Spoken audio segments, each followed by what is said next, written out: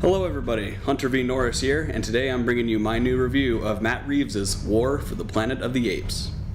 After the events of the last film, chimpanzee Caesar, played by Andy Serkis, and his fellow apes live deep in the forest where they have been at war with the invading human military. As tensions rise between the two parties, Caesar's home is invaded by an army led by the power-hungry Colonel, played by Woody Harrelson, losing his wife and son in the ensuing battle. Imbued with rage and vengeance, Caesar leads his colony on an exodus to find a peaceful home, but his bloodlust leads to his faction clashing with the Colonel's instead. Unfortunately, Caesar and his kind eventually end up in jeopardy, and he must work to save them all, as the war for the Planet of the Apes rages on. First things first, just like the last two films, the effects are absolutely mind-blowing. Just when you think effects company Weta can't top themselves, they do it again, showing an immense level of detail and craft in every single frame.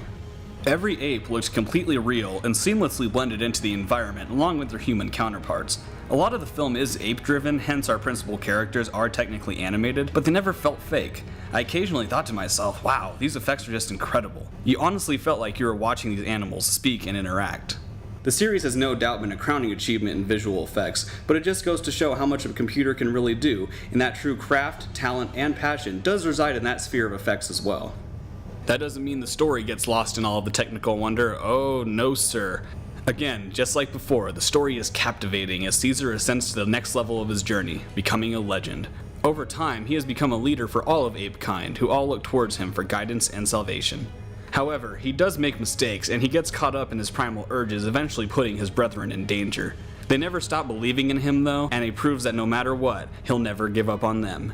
You can really feel the impact that his character has had on everyone else and the entire story as a whole. Andy Serkis obviously knocks it out of the park again, filling Caesar with so much depth and emotion, again elevating the computer effects to an actual character.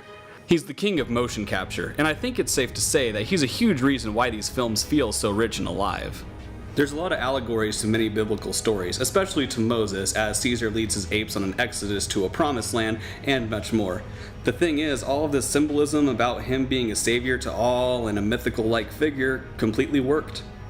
If there's one thing the series has been, it's consistent. The filmmakers successfully played the series completely straight from the start, to where audiences don't laugh at primates on horseback shooting machine guns, and it's all completely engrossing. They have a story they want to tell with Caesar and know exactly what directions to take his character in thematically and symbolically. The first film explored themes such as the ethics of genetic engineering and the dominance of animals, and the second film further delved into the coexistence and what truly sets our species apart. And now, this third film explores the themes of war and chaos and how it all comes together after all this conflict. It sounds bizarre, but this is absolutely a war film. It's not just because of the gorgeous sweeping shots of battling species, but because of the nature of the conflict between the characters and the events of the story. Director Matt Reeves vividly captures the feeling of despair and horror that the characters endure, such as striking imagery of corpse-littered battlefields. The film is incredibly bleak, especially in the first half, featuring stuff like apes being forced to perform slave labor in camps while they starve to death, and other fun shenanigans. There's some levity with a newly introduced chimp character played by Steve Zahn, remember him? Whose naive optimism is a nice contrast to Caesar, but overall, it's a pretty heavy film. Even the tertiary characters have their own arcs and moments of triumph, to where their hardships and deaths in the film actually had weight.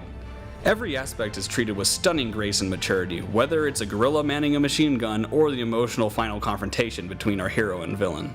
You really do feel awful for the apes in their situation, but the thing is you completely sympathize for the human characters too. They're just as complex, and you completely understand where they're coming from, and it's kinda hard to take sides at times. This is the most emotionally invested I've been in a blockbuster in a very long time. While the apes are the real heart and soul of these films, Woody Harrelson gives a fantastic performance as the rogue military colonel who wants to destroy all apes and have humanity claim its rightful throne on Earth. While he does awful things, he still feels like a real person with a completely understandable motivation, although his haunting past has now clouded his judgment beyond reason. The effects of the rise of the apes and the subsequent war have had a huge effect on both species, including little human girl Nova, played by Maya Miller, who the apes find on their journey and take under their wing.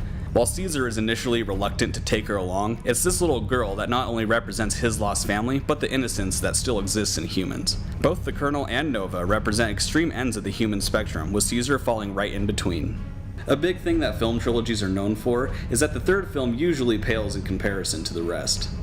Back to the Future Part 3, The Dark Knight Rises, Spider-Man 3, Star Wars Episode 6, Return of the Jedi, and many more have failed to live up to their iconic predecessors. That's not to say that they're all bad films, but when you're on your third go-around, the themes and style tend to get a bit tired. I am extremely satisfied to say that War for the Planet of the Apes completely lives up to the other fantastic films in the series and really makes this one of the best film trilogies of all time. It provides an incredibly emotional and satisfying conclusion to the character of Caesar and his story, all while continuing to push special effects and blockbuster filmmaking forward. I'm not really sure where they could go from here, as the story they've been wanting to tell has really come to an incredible close. But I'm sure 20th Century Fox will just reboot it again in a couple years anyway. So, with all that, I have to give War for the Planet of the Apes 9.5 Andy Serkises with dots on his face out of 10. So, if you want to read the full text review, click on the link below, and I'll see you guys next time.